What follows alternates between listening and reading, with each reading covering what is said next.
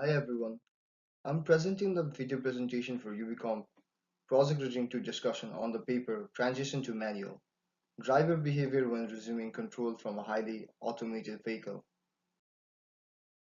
With the introduction of different automation control features in the autonomous vehicles, drivers have tendency to be distracted with other secondary activities during automated driving. This makes them lose their attention towards the road. This reduced situational awareness or attention leads to lack of ability of drivers to focus on their driving tasks when they are asked to take control of the vehicle. The reduced situational awareness is kind of defined in this paper as the term the out of the loop OOTL issue. The OOTL is observed more when drivers are requested to switch from manual to automatic and vice versa in frequent intervals while they are still engaged in some kind of secondary activity. The ability to regain control of vehicle is impaired when they are kind of like more dependent on the automation features like adaptive cruise control. Moreover, it is more affected when they are not expecting any system failures or limitation when they are requested for the transition.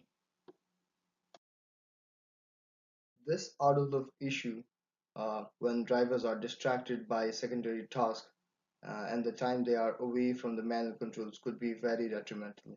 So this paper tried to focus on identification of how does their visual attention decrease when the automation features and the level of automation increases. Also, they wanted to examine how well can the system identify driver state and find out the capability of re-engagement in driving tasks by using different eye tracking and head tracking methods. Uh, Prior work have indicated that usually with the help of eye tracking and head tracking measures to identify how long or how often the drivers look away from the center of the road.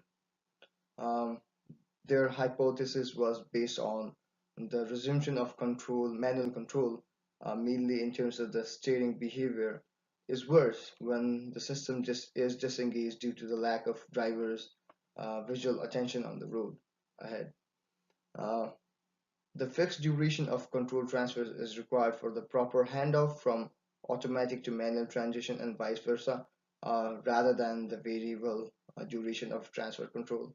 Um, and the other thing they wanted to hypothesize was does the timely and appropriate manner of message regarding the transfer of control will help drivers' ability to control the vehicles?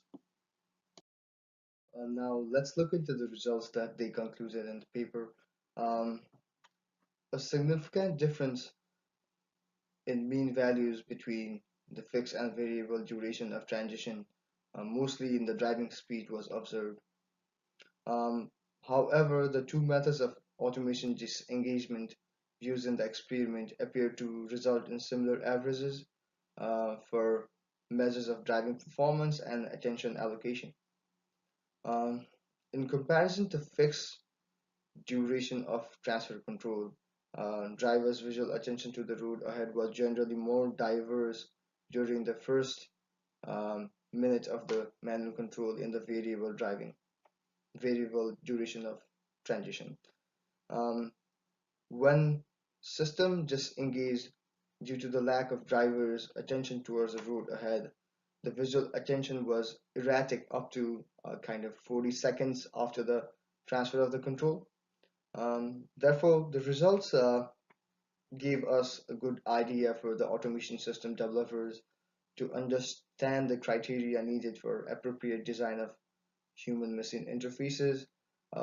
This also gave an idea of how the fixed and variable duration of transfer control actually affects the drivers and their ability to re-engage in the driving task after the automation control.